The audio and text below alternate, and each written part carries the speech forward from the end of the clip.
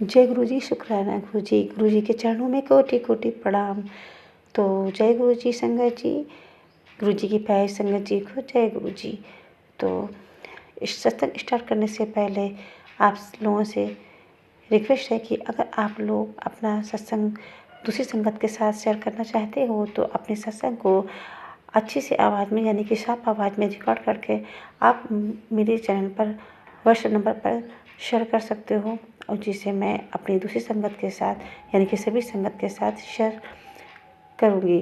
और आपके सत्संग को दूसरे लोग सुनकर, जैसे कि किसी को कोई भी हिंट्स मिलता है गुरु जी के सत्संग से, तो उससे आपको भी उनकी ब्लेसिंग मिलेगी और गुरु जी सभी संगत को अपनी ब्लेसिंग देंगे और सभी का कल्याण होगा।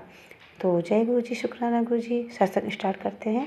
तो आज का सत्संग मेरा ये है कि काफ़ी दिनों से किचन के मैसेज आ रहे थे गुरु जी के, काफ़ी बार आए। मैं सारे सत्संग सुनती हूँ, यानी कि जो भी अच्छा होता है, यानी कि जो रिलेटेड होता है, जैसे कि सुनना ही होता है कि हाँ ये इसको सुनना चाहिए, तो वो सुनती ज़रूर हूँ मैं। सारे नहीं, हाँ सुनती हूँ। तो सत्संग आ रहा था किचन से रिलेटेड, तो मैंने इसका एक सत्संग और पहले भी मैंने शेयर किया है किचन से रिलेटेड। तो एक दिन मुझे सपने में आया कि मेरे घर के मंदिर में आग लग गई है, यानी कि मैं कमरे खोल के देखा तो उसमें आग लगी, बहुत सारा धुआं भरा हुआ था। तो मैं बहुत डर गई और मैंने सबसे कहा, देखो भगवान जी की अलमारी में आग लग गई है, कहीं ऐसा तो नहीं कोई भगवान जी को कष्ट हुआ हो। तो मैं देखती हूँ बिल्कुल भी भगवान जी की अलमारी में कुछ भी जला नहीं था, सिर्फ कमरे में धुआं ही भरा हुआ था। और ये नहीं मालूम पड़ा कैसे आग लगी, कैसा क्या हुआ। आग भी नहीं दिख रही थी, बस धुआं ही धुआं दिख रहा था। मुझे ऐसा ही लगा कि शायद हो सकता है दिया बाती किया था, उससे आग लग गई हो। तो कहा ये तो सपना ही था। गुरु जी ने सपने में दिखाया, बहुत सारे सत्संग आ रहे थे, मैं थोड़ा ध्यान नहीं दे रही थी, दे भी रही थी, लेकिन जो है एक सत्संग मैंने पहले शेयर किया है, उसमें से बताया है। तो ये मेरा दूसरा सत्संग है किचन से रिलेटेड।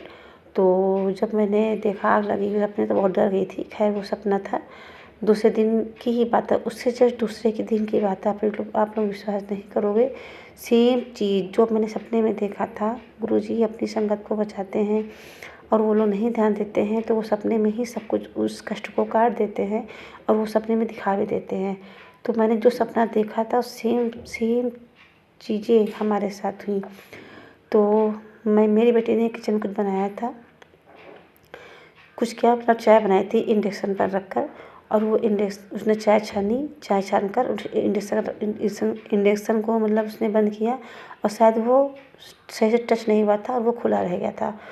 और हम लोग कमरे में चाय वगैरह पीते रहे। तो थोड़ी देर बाद किसी ने आवाज़ लगाई, मतलब मेरी ननद ने आवाज़ लगाई कि किचन में बहुत धुआं भरा हुआ है, क्या आग लग गई, क्या हो गया। सेम चीज़ हम लोग भागते हुए गए, देखा जाकर, तो जो हमने सेम सपने में देखा था सेम चीज़ वहीं वहाँ पर हो रखी थी। यानी कि गैस तो जल नहीं रही थी, कोई गैस मतलब कोई आग वगैरह नहीं थी, क्योंकि इंडक्शन था, जल लेने का कोई वो नहीं था। फ्राई पैन पूरा जल चुका था और वो पूरा धुआं चाक पत्ती जल चुकी थी, उससे पूरा ही किचन में धुआं भरा हुआ था। जो मैंने सपने में देखा था सेम मेरे गुप्पा ने सपने में दिखाया, और वही सेम चीज़ किचन में हुई। बस ये था कि गैस तो नहीं खुली थी, ना कोई आग थी। तो गुरुपा ने हम लोगों को इतने बड़े संकट से बचाया, और अगर गैस जल रही होती तो पता नहीं क्या ही हो जाता। तो जय गुरु जी, शुक्राना गुरु जी, शुक्राना गुरु जी, शुक्राना गुरु जी। और किचन से रिलेटेड मेरे और भी कई सत्संग है, मतलब कई केस ऐसे हो चुके हैं जो मैं अगले सत्संग में बताऊँगी। और अपने गुरुपा का मैं लख लख धन्यवाद करती हूँ। वो अपने बच्चों का बहुत ही ध्यान रखते हैं, सभी कष्टों से बचाते हैं। गुरु जी ने मुझे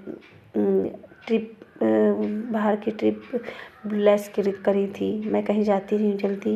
एक दिन मैं बहुत दुखी थी कि मैं कहीं जाती नहीं हूँ, और मतलब सभी लोग जाते शादी ब्याह में, और गुरु जी का मैसेज आया था कि तुझे एक ट्रिप प्लेस कर रहा हूँ और बहुत जल्दी तू बहुत अच्छे से मतलब घूमने फिरने के लिए जाएगी। और वैसा ही हुआ, 2 शादियाँ पड़ी, तो मैं बाहर गई घूमने, काफ़ी एंजॉय किया, वो काफ़ी अच्छा लगा। तो जय गुरु जी, शुक्राना गुरु जी, उसके लिए भी लख लख शुक्राना। गुरु जी अपने बच्चों का हर तरह से ख्याल रखते हैं, खुशियों का भी ध्यान रखते हैं, हर क्षण हर पल हर सांस का।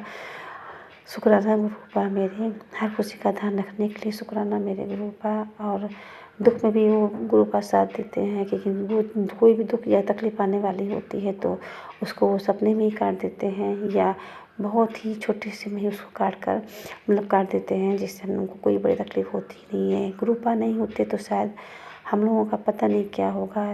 जितनी भी संगत है, सत्संग सुनती हूँ तो बहुत ज़्यादा खुशी होती है कि मेरे गुरुपा ने और सभी गुरुपा ने कितने कितने कष्ट, वो कितने सभी अपने संगतों कितने कष्ट काट रहे हैं, कितने दुख दूर कर रहे हैं और कितनी खुशियाँ दे रहे हैं। सभी के बच्चों की रक्षा कर रहे हैं, सभी के पति की रक्षा कर रहे हैं, सभी के पूरे परिवार को ब्लेस कर रहे हैं, पूरे परिवार की रक्षा कर रहे हैं। शुक्राना गुरुपा, शुक्राना गुरुपा। और अब मैं अपनी वाणी को यहीं पर विराम देती हूँ।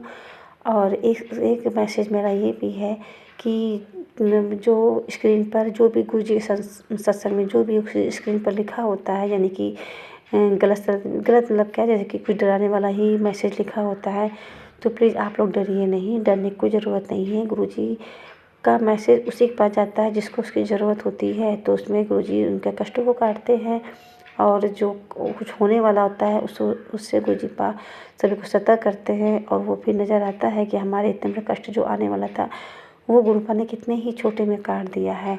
और गुरु जी ब्लेस तो करते ही सत्संग सुनवा कर, तो सभी के कष्ट दूर होते हैं। किसी चीज़ से कुछ भी डरने की ज़रूरत नहीं है। अच्छा मैसेज है तब भी आप सत्संग सुनिए, और कोई डराने वाला है तब भी आप सुनिए ज़रूर। कोई भी किसी चीज़ से भी डरने की ज़रूरत नहीं है। जो हमारे गुरुपा हमारे साथ है, हमारे अंग संग है, हम सभी लोग के अंग संग है, तो कितने बड़े एक्सीडेंट को गुरुपा टाल देते हैं, कितनी बड़ी बीमारियों को डाल देते हैं, ख़त्म कर देते हैं जड़ से। कुछ नज़र ही नहीं आता, कुछ होता ही नहीं, तो डरने की क्या ही ज़रूरत है। तो बस आगे की सत्संग मैं दूसरी सत्संग में शेयर करूँगी। तो जय गुरु जी, शुक्राना जी। ओम नमः शिवाय, शिव जी सदा सहाय। ओम नमः शिवाय, गुरु जी सदा सहाय। ओम नमः शिवाय, शिव जी सदा सहाय। ओम नमः शिवाय, गुरु जी सदा सहाय।